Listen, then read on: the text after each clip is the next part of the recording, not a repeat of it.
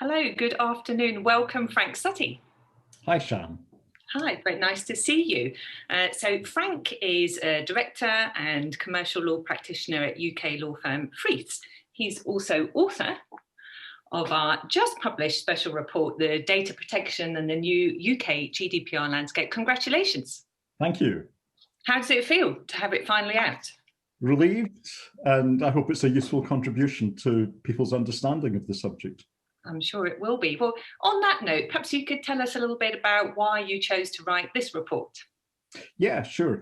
Data protection, particularly after GDPR, has become a big subject that lots of people think about, talk about, and want to exercise their rights when they find themselves in situations where they feel their personal data is not being used correctly or being protected. We've got a big data society now where it's incredibly easy to hold masses of data. It's cheap to hold masses of data, and a lot of businesses would like to do that. But then, of course, you have society's interests in mind as well.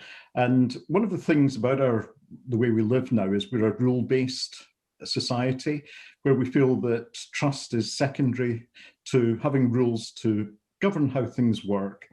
And therefore, GDPR is a very, very detailed, rule-based way of protecting personal data. I wanted to spare some of the pain, if you like, of going through the detail of it. There are some things covered in the publication where you can see what the rules are, but you're maybe not sure why the rules exist in the form they do, what they're trying to do. And I've tried to explain some of that through the publication.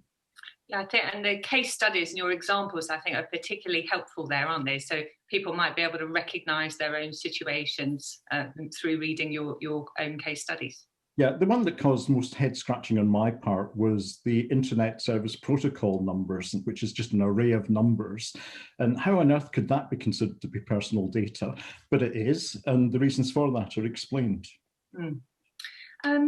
Yeah, well, you've touched on it now, I guess, but how do you think readers will find it most useful? I think because it's not written so much as a textbook, as a guide to the subject. And it spares the reader a lot of technical detail, whilst at the same time getting over the outcomes that I think readers want to see from something like this. It's been written with a number of practical subjects covered in individual chapters, such as artificial intelligence, which is becoming a big issue within data protection at the present time. There's a chapter on closed circuit television and the use of pictures, a video of people, which is becoming very controversial in use by the police, for example. So these are the kind of practical ways that have addressed the subject. You also touch on some of the nitty-gritty too, don't you? Like, as you just mentioned, like what is personal data that can be confusing for organisations? Yes, and how particularly sensitive types of data is treated. Certainly.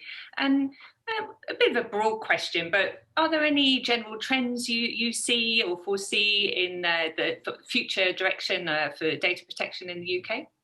Yeah, I think there's a really interesting scenario developing at the present time, and it really relates to the role of the Information Commissioner's Office, which is not just as a protector of the interests of the individual in terms of personal data and enforcing the rules, but also providing guidance and really trying to give people a sense of direction as to how data protection laws should go in this country, both in terms of the way they work and the way they're enforced.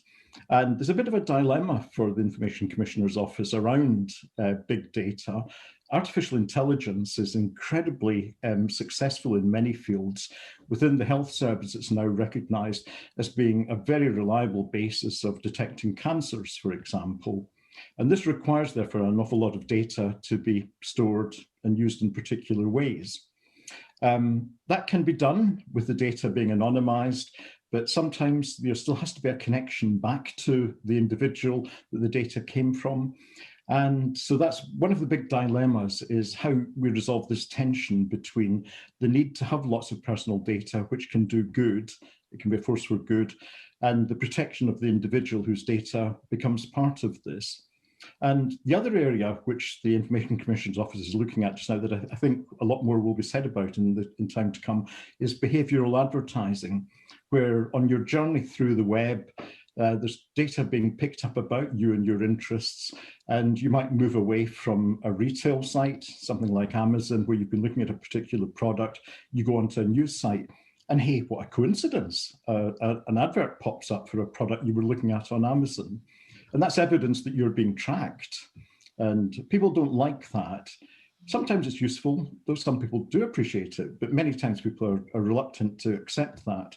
And these are the kind of issues that the Information Commissioner's Office is grappling with at the present time, and which those of us involved with data protection need to be aware of and keep abreast of. Well, thank you very much for your time, Frank, and we can't wait for our customers to see your new report. Thank you very much. It's been great working with you. Thank you. Bye.